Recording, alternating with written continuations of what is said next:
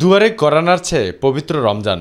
প্রতি বছর এ সময় ছোলা, ডাল, ডিম, ভোজ্য তেল, মুড়ি ও খেজুরের মতো পণ্যগুলোর চাহিদা হু করে বেড়ে যাচ্ছে। চাহিদার সঙ্গে পাল্লা দিয়ে বাড়ছে সব ধরনের জিনিসপত্রের দাম।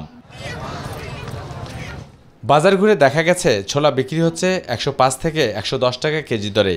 একইভাবে খেসারি ডাল 110 থেকে 120 টাকা ও মসুর ডাল 120 থেকে 130 টাকা কেজি দরে বিক্রি হতে দেখা গেছে।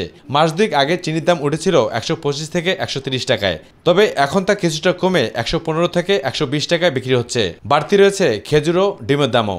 প্রতি রমজানে এভাবে হয় যে খেজুরের দাম একটু বাড়তি থাকে। রমজান আসলেই সব কিছুর দামই ঊর্ধ্বগতিতে চলছে আর কি। গতবারে খেজুর ছিল 500 টাকা, এই খেজুর এখন বর্তমানে 420 টাকা, 80 টাকা পার কেজিতে কম।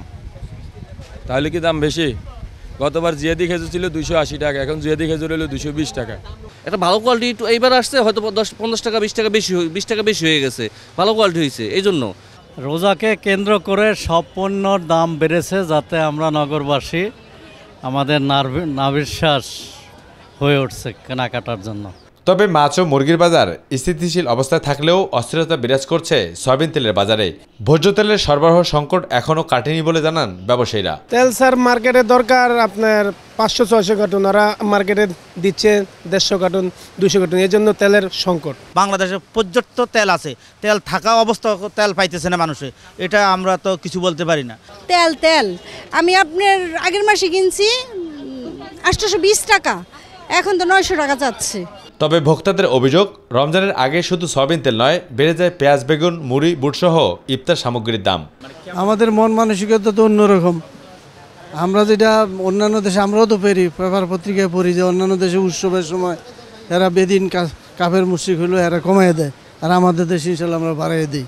যাদের আয় রোজগার সীমিত, তাদের তো একটা সীমিত পয়সার মধ্যে দিয়েই চলতে হয়। আমি তো মশলা জাতীয় দ্রব্য কিনছি বেশিরভাগের দাম একটু 10-20 টাকা বেশি।